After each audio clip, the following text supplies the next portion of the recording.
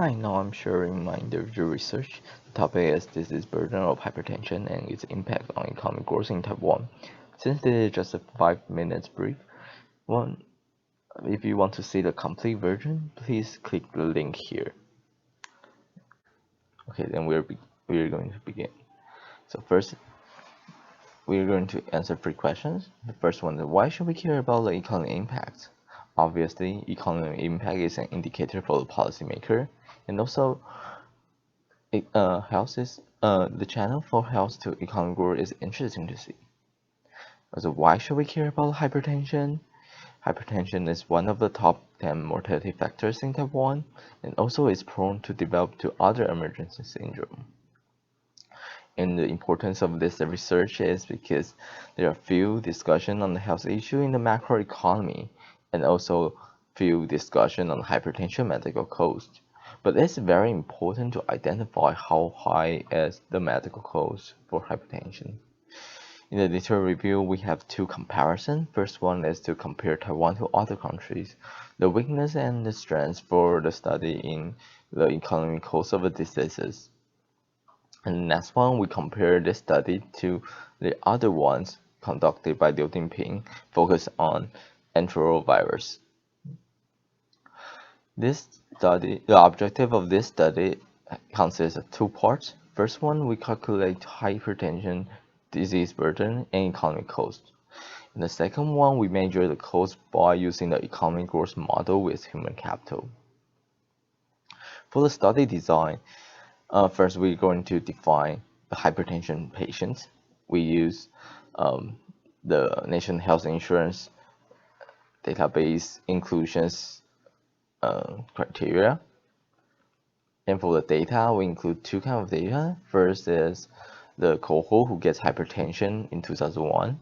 So we follow up to 2017.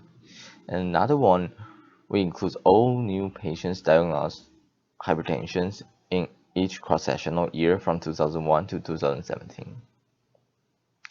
The indicators for disease burden include incidence, incident proportion, mortality, and daily. For the economic impact, we include direct costs and indirect costs. Direct costs, which includes IPD visit, OPD visit, drug expenses. Indirect costs, the first one is reduction of productivity for hypertension patients. So the first part, we consider cost of sick leaves, and we consider how long will they stay in hospital, do they have work or not, the salary, and attributable risk.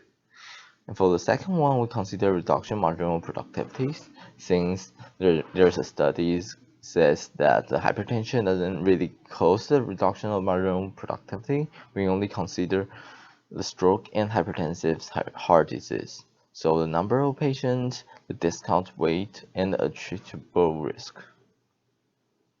For labor force loss from mortality, consider the age when they die, the participant rates for the labor force, the wage in each ages, and the attributable risk. The labor force loss from caregiving, we consider 2 kinds of people: suffer from a stroke or children.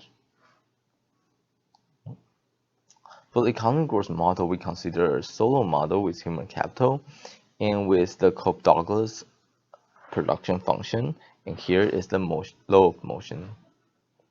We take the logarithm, so we get this equation, and we'll use this for the regression analysis. We also want to see if they have the macroeconomic foundation, so we consider adaptive growth model to see if it's consistent.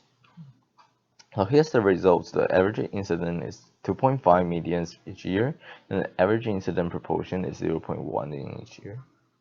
So for the daily, compared to Korea and Japan, YOD might be higher estimate and YOD is lower than Korea and Japan. But after considering the population size, the YOD per capita is higher.